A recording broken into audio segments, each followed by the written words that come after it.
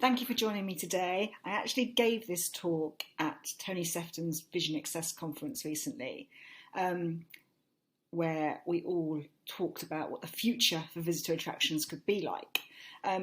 I am today going to talk to you about marketing and where marketing is heading and where marketing is going.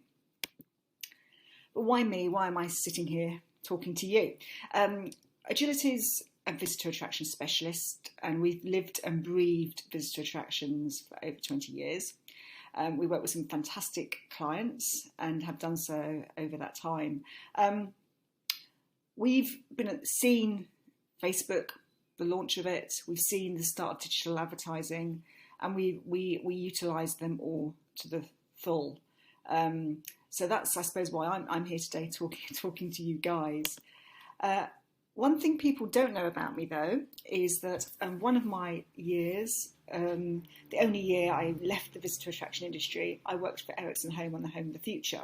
So it's really good to be back here, having the opportunity to look at what the marketing might look like in 30 years' time.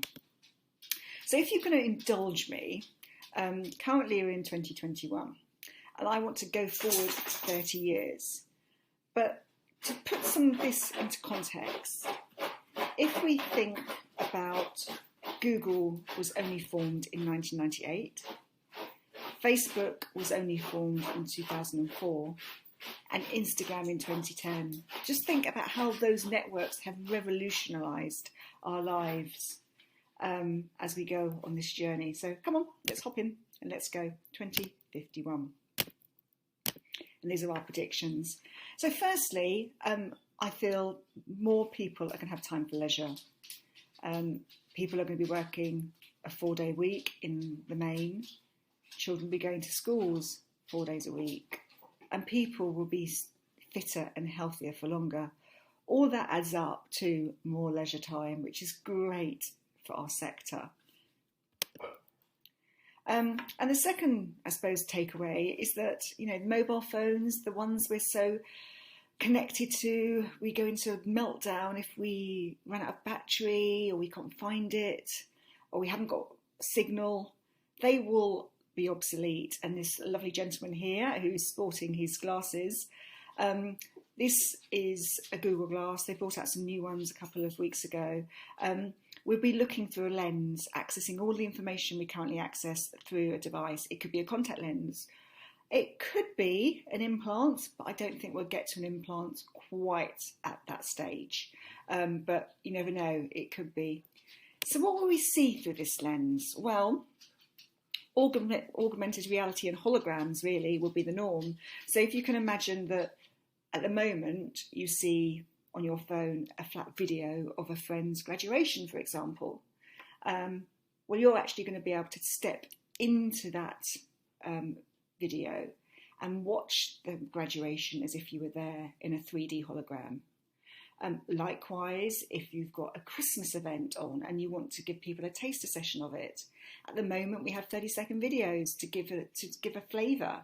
What you'll be doing is inviting people again to step into the action. You'll be inviting them to have a little 5-minute taster of the sights, sounds of your Christmas experience to try and get them to come to you. For this presentation, I did a lot of research and I looked at what is currently available.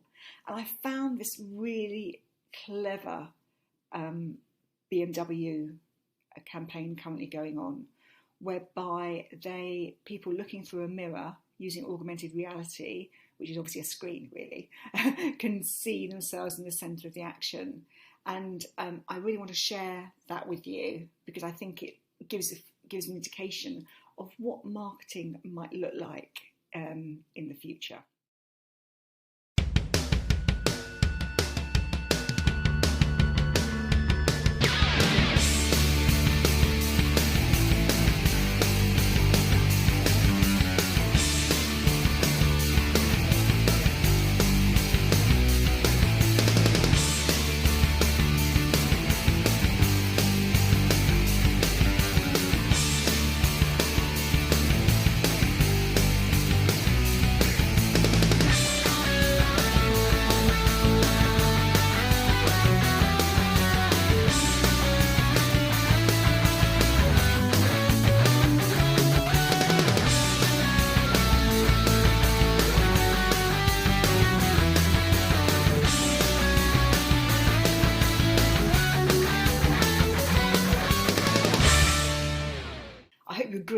that it is, it's a great piece from BMW, and as I say, it gives us a bit of sensory experience, much more so than watching it on a flat screen. And this, being able to enter this fake world, this virtual world, is going to be so great and so addictive that people might actually prefer it to the real world. I read a novel a few years ago which talked about people having these problems, and it was a social problem of people like gambling, going to groups where people can help them with their addiction of belonging to this fake world. But there's good news for digital attractions. It means we can all have a virtual offer.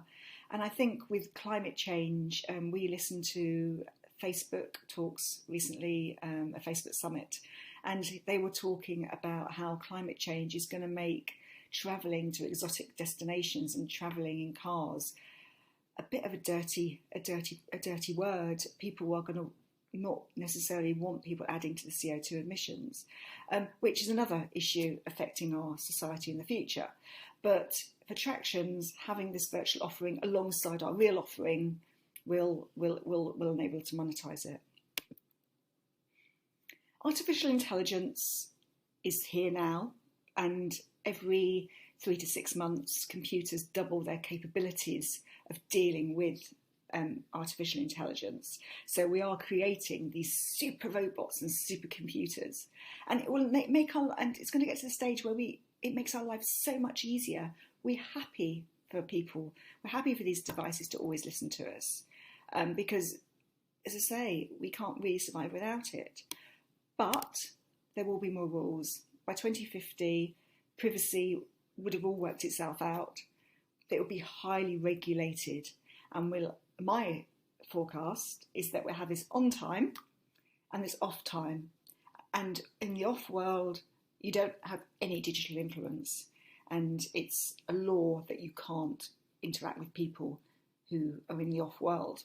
But when you're on world, everything is possible, and artificial intelligence really helps you lead your lives. So, not wishing to scare the marketeers listening to this, but artificial intelligence will replace some marketing functions.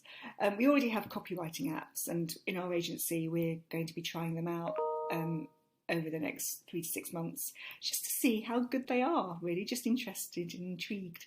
But we also know that AI is already helping us manage our ad targeting slightly better. But in the future, will we hand it all over to the robots and get them to control our digital marketing spend? Brand reputation, will we again let our robots monitor and deal with that, respond to customer inquiries and produce marketing reports and create tailored marketing assets? All going to be interesting where we end up, and which jobs are replaced and which are not. But the big elephant in the room is social media. We all know that we can't live without it. We all know that we spend a lot of our time each day on it. But it's not going to be in the current form. As we've said, mobile phones are out, and Google lenses or Google glasses or some other brand that hasn't even been invented yet are in. So we won't need passwords and logins. Your AI assistant will do that for you, and your AI assistant will always be on, so they'll pull content from the cloud that you're actually using. Imagine if you hear about a volcano on the other side of the world, and you can actually, again with a hologram, put yourself in the action and get the sights, the smells, and the feeling of actually being there in that space. And that's where we're heading, with video and voice very much leading the way.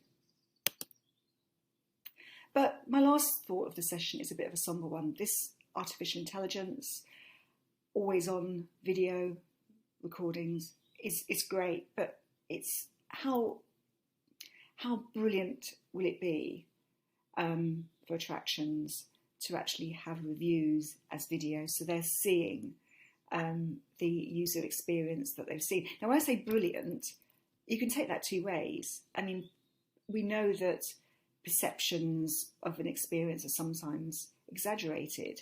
If you have a real video showing actually what happened, it may actually put it into perspective that there are two ways of looking at things. But that could happen. That could be the future for reviews. So thank you for joining me on this talk. I think the future is exciting. Google is only 20 years old, or just a few years more than 20. Again, Facebook, just over 15 years old. All of the, we've come so far in such a short time, and I think the future will accelerate. We will continue to broaden our horizons very, very quickly. And thank you for joining me today.